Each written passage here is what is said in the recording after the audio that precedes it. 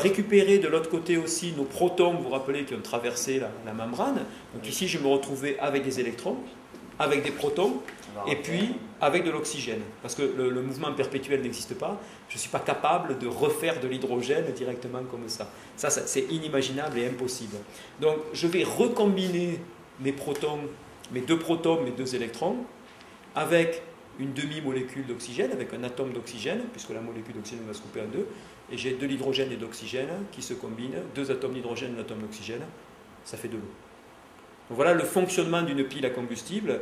C'est un dispositif, c'est pas un dispositif qui brûle de l'oxygène, on appelle ça un dispositif électrochimique.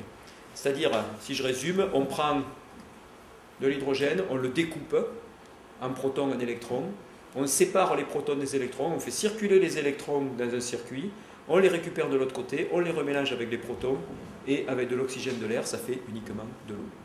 Et ça, c'est un rendement extrêmement intéressant comparé aux moteurs à combustion interne. Alors, comment est-ce qu'on fait pour produire de l'électricité là-dedans?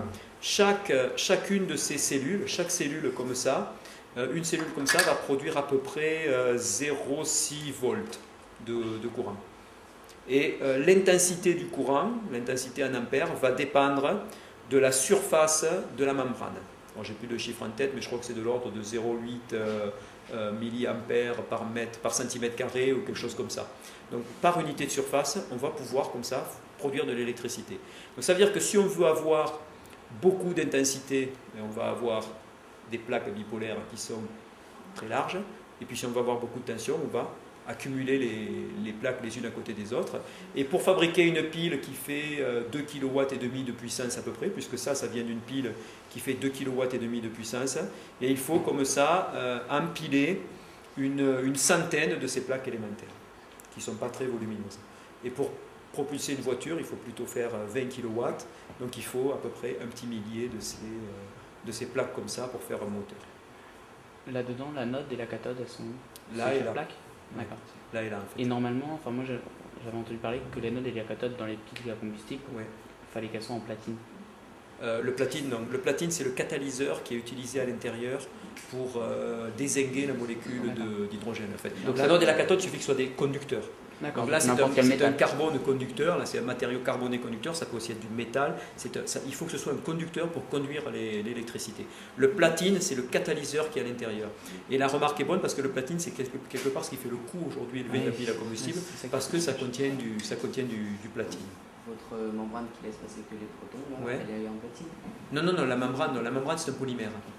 C'est une matière plastique sur laquelle on vient déposer une couche de... Ça c'est hyper secret, je veux dire, ce sont des procédés de fabrication qui se transmettent de bouche de druide à oreille de druide. C'est des trucs très... enfin voilà, c'est du secret industriel, mais la manière dont c'est fabriqué et puis le matériau dans lequel c'est fait. Mais ce qui est clair, c'est que le catalyseur qui est utilisé dessus, c'est du platine, qui va permettre de découper ça. Le platine, on dit que c'est un métal cher, c'est vrai que c'est un métal très cher, mais le platine, c'est le catalyseur qui est utilisé dans les pots d'échappement des voitures. Pourtant, on utilise des pots d'échappement qui contiennent du platine. Après, ça dépend de la quantité de platine qu'il faut mettre dedans, et ainsi de suite. Si là, on doit en avoir un millier pour une voiture... Oui, mais ça dépend aussi de la quantité de platine que vous avez là-dedans. Il y a peut-être 0,0001 g de platine dans une plaque comme ça. Ce qui veut dire que sur une voiture, vous avez peut-être 1 gramme de platine, je ne sais pas. Les catalyseurs devraient être très divisés en une poudre, donc on n'a pas besoin de... La catalyse est un phénomène de surfacique, c'est-à-dire que c'est quelque chose qui se produit à la surface, quelque part. Et pour avoir de la surface, un moyen, c'est de découper le plus possible les grains. Plus les grains sont petits, plus on aura de surface. C'est un rapport volume-surface. Tu prends calcule la surface d'un cube qui fait 10 par 10 par 10 et calcule la surface de 1000 cubes qui font 1 par 1 par 1. Et tu verras de suite que la surface des cubes est largement plus importante quand il y a 1 par 1 par 1 que quand tu as 10 par 10 par 10. En fait, voilà. Mais la catalyse, c'est ça, c'est qu'il faut avoir le platine avec les grains les plus petits possibles pour pouvoir traiter le plus possible de molécules d'hydrogène en même temps. Voilà. L'avantage de cette pile, c'est qu'elle produit de l'électricité quand il y a de l'hydrogène et elle s'arrête quand il n'y a plus d'hydrogène. Ça produit de l'électricité que quand il y a de l'hydrogène qui arrive. Et quand il n'y a pas d'hydrogène, elle s'arrête et elle ne fonctionne plus. Ok, juste arrêter le tuyau d'hydrogène. Il y a juste à fermer la vanne d'hydrogène ou appuyer sur le bouton qui coupe l'électrovanne d'hydrogène, tout simplement. Et là, ça arrête l'électricité. Voilà, vous avez des questions par rapport à En ça? fait, pour le niveau chimique, c'est une réaction d'oxydoréduction qui est déroulée là. Donc c'est vrai pour les premières, ils n'ont pas encore vu, mais les terminales, ils savent qu'il y a une anode et une cathode, il se produit une oxydation et une induction. C'est juste pour enfin, ça va un petit peu plus loin que ça, puisque c'est aussi un découpage de la molécule. Voilà, et le découpage de la molécule aussi. Ouais.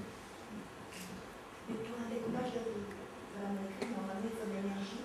Pardon? Pour découper, il faut de l'énergie et les données par. Ça se fait à assez basse température, ça c'est le catalyseur qui permet de faire ce découpage-là. En fait, ça suffit, le catalyseur suffit.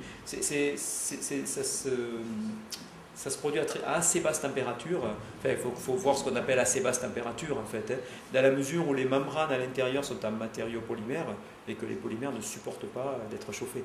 Au bout d'une certaine température, le polymère va s'étirer, va fondre et va perdre toutes ses propriétés. Donc ça travaille à des températures qui sont relativement sobres, relativement douces. Donc l'énergie est liée à l'utilisation du catalyseur.